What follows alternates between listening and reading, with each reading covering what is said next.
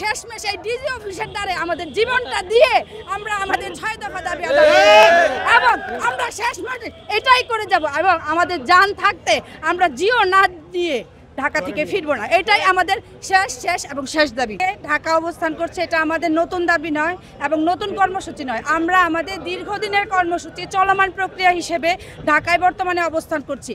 কোন শ্রেণী কোন বৈষম্যের কারণে একটি জাতি বা একটা ডিপার্টমেন্ট এত দূরে এসে এত কষ্ট করে 64টি জেলার সবগুলো মানুষ, সবগুলো স্বাস্থ্য সহকারী আমাদের ভাই ও বোনেরা এখানে এসেছেন, সেটা তো আপনারা নিশ্চয়ই অবগত আছেন। আমাদের দেয়ালে পিঠ থেকে গেছে, এখন আর আমাদের কোনো উপায় নেই। সেই থেকে আমরা এই ঢাকায় এসেছি আমাদের দীর্ঘদিনের দাবিটার একটা প্রক্রিয়া হওয়ার জন্য। এক্সট্রিম মশার কয়েল প্ল্যান্ট ফাইবার দিয়ে তৈরি, তাই সহজে ভাঙে না, সুগন্ধিযুক্ত ও নিরবিচ্ছিন্নভাবে জ্বলে। ডেঙ্গু, চিকুনগুনিয়া বাহি সহ যে কোনো মশার বিরুদ্ধে দেয় এক্সট্রিম সুরক্ষা।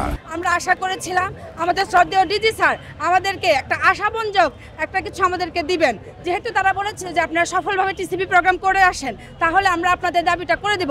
আমরা রাষ্ট্রের স্বার্থে আমরা আমাদের টিসিবি প্রোগ্রাম করেছি, 5 কোটি শিশুকে আমরা টিকা দিয়েছি। আমরা রাষ্ট্রে এহেন কোনো কাজ করি না যাতে রাষ্ট্রের ক্ষতি হয়। আমরা মানবের সেবা করি, আমরা শিশুদের টিকা দেই। আমরা এত পরিশ্রম করার পর আমাদের যে ন্যায্য একটা ছোট্ট দাবি, এটা আমাদের রাষ্ট্র আমাদেরকে দিতে পারে না। এর চেয়ে বৈষম্য আর কি হতে পারে? আমরা আশা করেছিলাম 5ই আগস্টের পরে বৈষম্য বিরোধী বাংলাদেশে বৈষম্যের শিকার সবাই তাদের প্রাপ্যতা ফিরে পাবে, কিন্তু আমরা দুর্ভাগ্যজনক হলেও সত্য এখন অবধি মরে যাওয়ার আগ মুহূর্তেও আমরা আমাদের প্রাপ্যতা পাচ্ছি না।